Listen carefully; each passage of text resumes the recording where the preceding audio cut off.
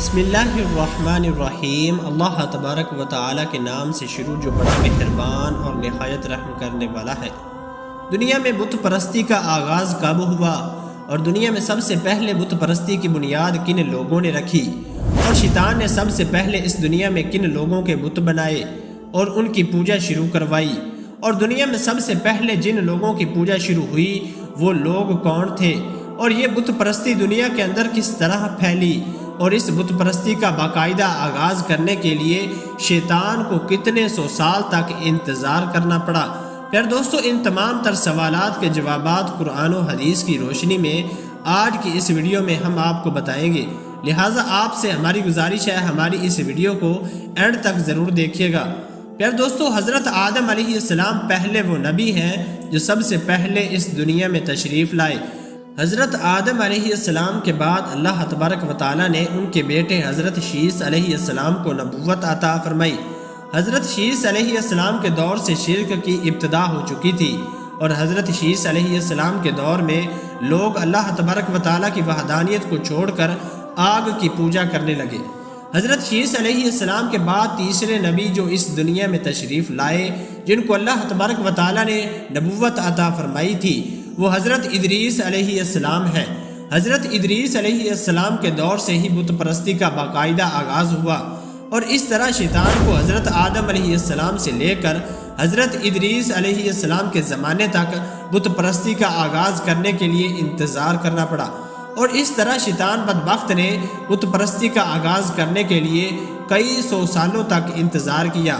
اور پھر آخر کار حضرت ادریس علیہ السلام کے زمانے میں یہ بدبخت لعین کامیاب ہوا۔ پیارے دوستو، روایات میں آتا ہے کہ حضرت آدم علیہ السلام کی وفات کے 500 سال بعد حضرت ادریس علیہ السلام اس دنیا میں تشریف لائے، اور بعض روایات کے مطابق حضرت ادریس علیہ السلام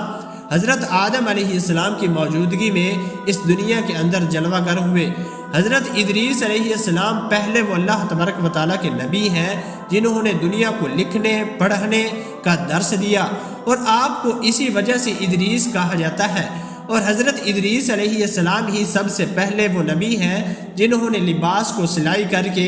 زیب تن کیا، اور اس کے علاوہ ایسی بہت ساری ایجادات ہیں جو حضرت ادریس علیہ السلام کے زمانہ سے ہوئی۔ پیارے دوستو، حضرت ادریس علیہ السلام چونکہ اللہ تبارک و تعالیٰ کے نبی تھے، اسی وجہ سے ان کی اولاد بھی اولیاء اور صلحاء میں سے تھی۔ حضرت ادریس علیہ السلام کی اولاد تمام وقت اللہ تبارک و تعالیٰ کی عبادت میں گزارتی اور ذکر الہی میں مشغول رہتی۔ حضرت ادریس علیہ السلام کی اولاد کے پاس بیٹھنے والے لوگ اللہ تبارک و تعالیٰ کا قرب پانے لگے، اور اس دور کے اندر 5 ایسے لوگ تھے جو اللہ تبارک و تعالیٰ کا خاص قرب رکھتے تھے، اور لوگوں کے اندر بھی ان کی مقبولیت بہت زیادہ تھی، اور لوگ ان سے بہت زیادہ پیار اور محبت کرتے تھے، جن کا نام ود، سعا، یعوس، یعوق اور نصر تھا۔ روایات میں آتا ہے کہ یہ لوگ اللہ تبارک و تعالیٰ کی اولیاء کرام میں سے تھے۔ انہوں نے اپنے لیے مسجدیں بنا رکھی تھی جن کے اندر وہ لوگوں کو ذکر و اذکار سکھاتے اور اللہ تبارک و تعالیٰ کی فرما برداری کی دعوت دیا کرتے تھے۔ چونکہ اس دور میں لوگ ان سے بے پناہ محبت کرتے تھے، اسی وجہ سے لوگ بڑے شوق کے ساتھ ان کے پاس آتے اور خوشی کے ساتھ عبادت کرتے اور عبادت میں لذت پاتے۔ پیارے دوستو، جب یہ نیک لوگ اس دنیا سے چلے گئے تو لوگوں کو انتہائی حسرت اور افسوس ہوا، اور ان کی عبادت کا شوق بھی کم ہوتا گیا، اور لوگ ان کی وفات کے بعد غمگین رہنے لگے،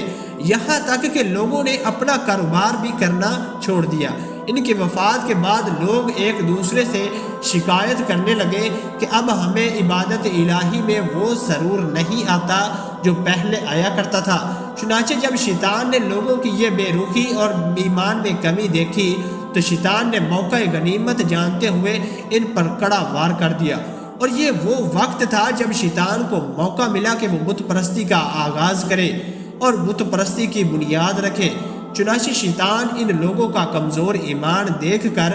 ایک دن سر پر امامہ باندھے اور ہاتھ میں عصا پکڑے ایک بوڑھے کی شکل میں ان لوگوں کے مجمع میں حاضر ہوا، اور شیطان ان لوگوں سے کہنے لگا کہ تم لوگ کیوں پریشان ہوتے ہو؟ تم لوگ ان بزرگان دین کی وفات کے بعد بھی عبادت کے اندر وہی لذت اور سرور حاصل کر سکتے ہو جو ان لوگوں کی زندگی میں حاصل کیا کرتے تھے۔ یہ بات سن کر لوگ حیران رہ گئے تو لوگ اس بوڑھے سے پوچھنے لگے کہ آخر یار کیسے یہ ممکن ہے کہ اس وقت شیطان نے ان لوگوں کو مشورہ دیا کہ تم لوگ ان بزرگوں کی شکلوں کو اچھی طرح جانتے ہو، تم ان کی جیسی شکلیں پتھروں پر تراش لو اور تراشی ہوئی تصویروں پر ان بزرگوں کے لباس میں ڈال دو اور پھر ان تصویروں کو اپنی مسجدوں کے محرابوں میں کھڑا کر دو۔ اس طرح جب تم لوگ عبادت کرو گے تو تمہیں ایسا محسوس ہوگا یہ لوگ تمہارے پاس موجود ہیں اور تم کو دیکھ رہے ہیں۔ اسی طرح تم لوگ عبادت بھی کرتے رہو گے اور عبادت کے اندر لذت بھی برقرار رہے گی۔